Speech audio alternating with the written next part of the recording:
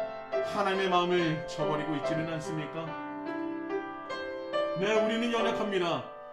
그러나 우리와 함께 하시는 하나님을 믿는다면, 하나님이 우리 안에 계신다면 하나님의 승리가 우리의 승리가 되는 줄 믿습니다. 그저 성경 속에 있는 사람들의 승리가 아니라 이제는 그 승리가 우리 히즐라이프 처치의 승리가 될 수 있도록 주님 인도하여 주시옵소서. 내가 연약하다고 무너지고 넘어지고 앉아있는 것이 아니라 다시 일어날 수 있는 힘을 주시고 다시 걸을 수 있는 능력을 주시고 하나님의 마음을 깨달을 수 있는 우리 히즐라이프가 될 수 있도록 인도하여 주시옵소서.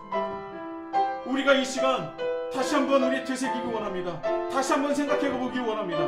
정말 우리가 하나님을 믿는 이유가 무엇입니까? 내가 하나님을 사랑한다고 고백하는 이유가 무엇입니까? 그저 하나님께서는 호호 할아버지처럼 내가 말씀하는 거, 내가 기도하는 거 모두 다 들어주시는 분이야라고 그냥 그렇게 믿고 그것이 믿음이라고 생각하는 것은 아닙니까?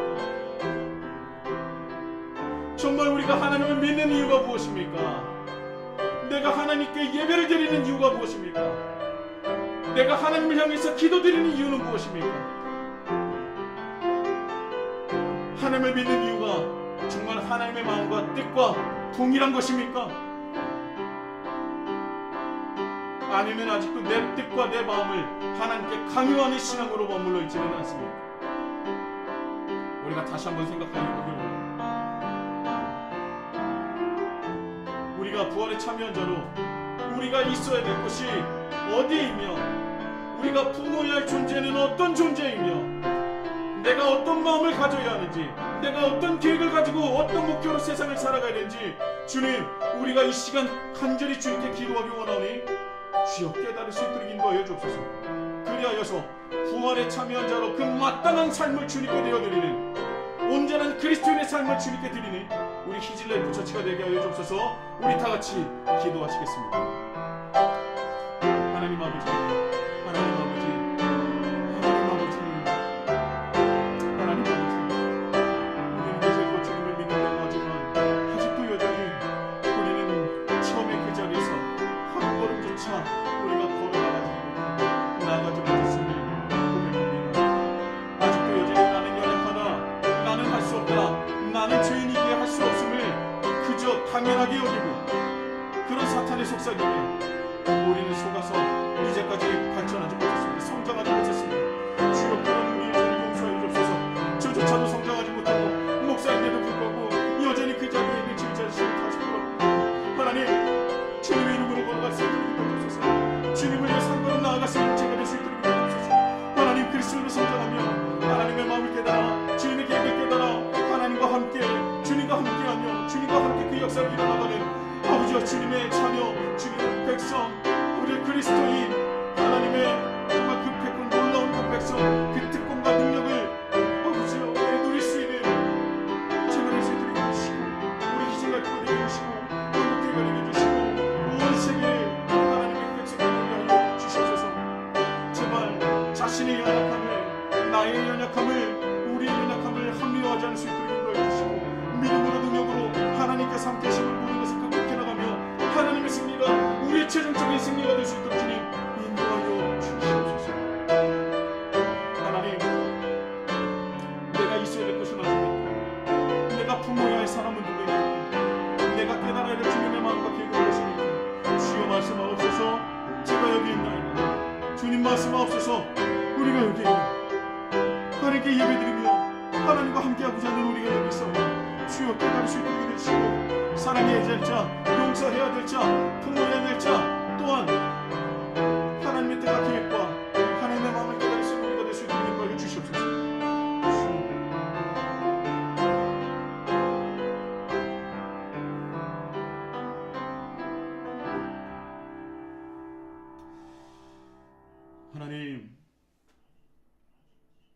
하나님을 사랑합니다.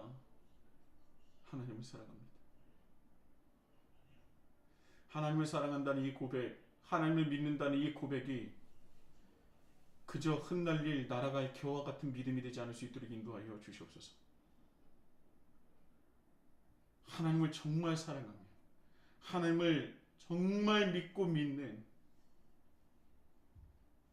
우리 온전한 믿음을 가진 히즐라이프 처치가 될 수 있도록 주님 인도하여 주시옵소서. 우리는 여전히 연약하고 부족하여서 늘 넘어질 수밖에 없습니다.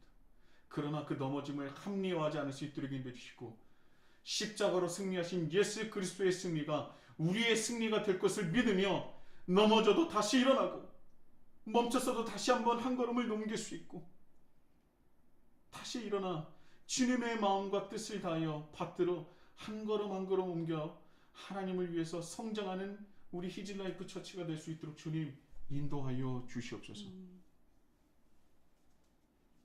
우리가 머물러야 할 곳은 어디입니까?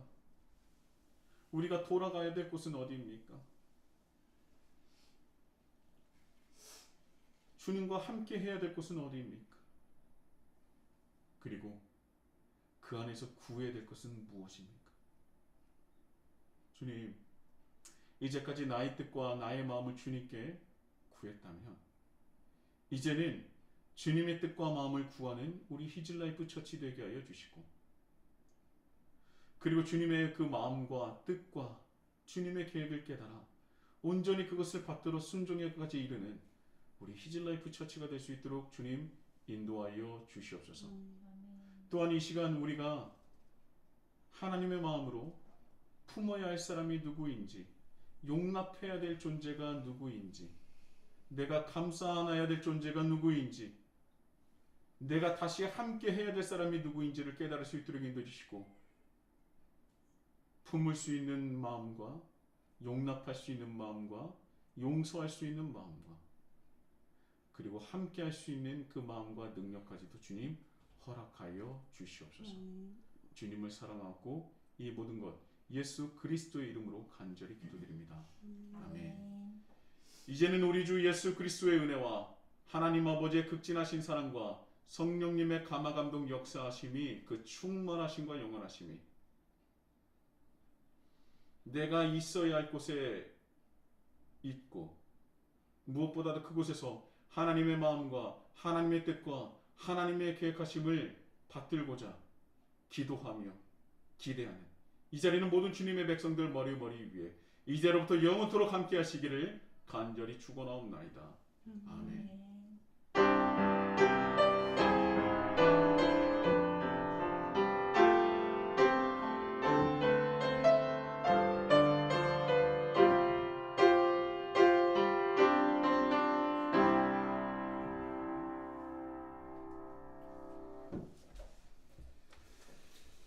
할렐루야.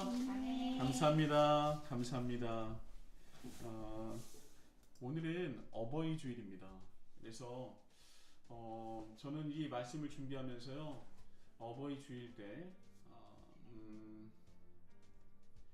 우리가 혹여라도 이 부모님과 좀 멀어진 분들도 참 있을 거예요. 그래서 그 멀어진 마음이 있는 분이 있다면 그 부모님과 조금 더 가까워지는 그리고 그 어떤 막힌담이 있다면 허무는 시간이 되었으면 좋겠고요.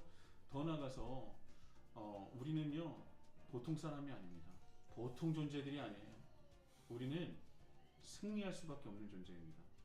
그래서 우리가 어디에 있어야 되는지 무엇을 해야 되는지 정확하게 깨닫고 한번 부활에 참여한 자로 한 주 동안은 열심히 한번 살아보셨으면 치열하게 살아보셨으면 참 좋겠습니다.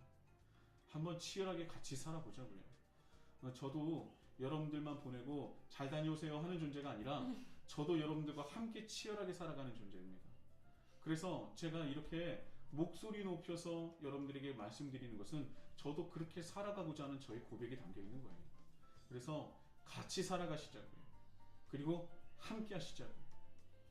분명히 함께함에 하나님께서 분명히 큰 역사와 은혜 부어주실 줄 믿습니다. 그래서 이제 오늘도 예배안의 묵상이 있습니다. 예배안의 묵상이 있는데 필요하시다면 저희들이 사진을 찍어서 보내드릴 수도 있으니까 이것을 한번 같이 한번 나눠보셨으면 참 좋겠습니다. 그래야 우리가 영적으로 하나의 동일한 그런 선상에서 함께 하나님을 찾아갈 수 있을 것 같고요. 참 중요합니다. 내가 느끼는 것을 정하고 기록하는 것도 중요하고요. 그것을 함께 나누는 것이 얼마나 중요한지 몰라요. 그것이 바로 교제요, 양육이요, 훈련입니다. 그래야 성장할 수 있다는 것, 그래야 우리가 함께 살아갈 수 있다는 것을 기억하셨으면 좋겠고요. 또 하나님 나라 큐티 계속 진행하고 있습니다. 여러분들 함께 하셔서 좋은 말씀으로 하루를 같이 시작하셨으면 좋겠습니다. 5월 퀴즈대회 공부 준비하셨으면 좋겠어요. 이야기 컬러 스토리 바이블 62가부터 78가까지입니다. 구약의 완결판이라고 보시면 됩니다. 이제 여러분들이 퀴즈 대회를 하셔서 많은 분들이 선물을 실제적으로 받고 계십니다. 그냥 그저 하는 게 아니라 다 그 선물을 받고 계시고요. 80점 이상인가요? 네, 80점 이상이면 선물이 나와요. 그것 때문에 허리가 휘게 생겼습니다. 그리고 참여하신 모든 분들에겐 참가상도 있으니까 부끄러워 마시고 어려워 마시고 참여하셔서 좋은 선물도 받아가셨으면 좋겠습니다. 자, 감사하고요. 우리 일주일 동안 부활에 참여한 자로 품으시며 하나님 마음과 하나가 되는 우리 모두가 되기를 예수님의 이름으로 축복합니다. 감사합니다. 다음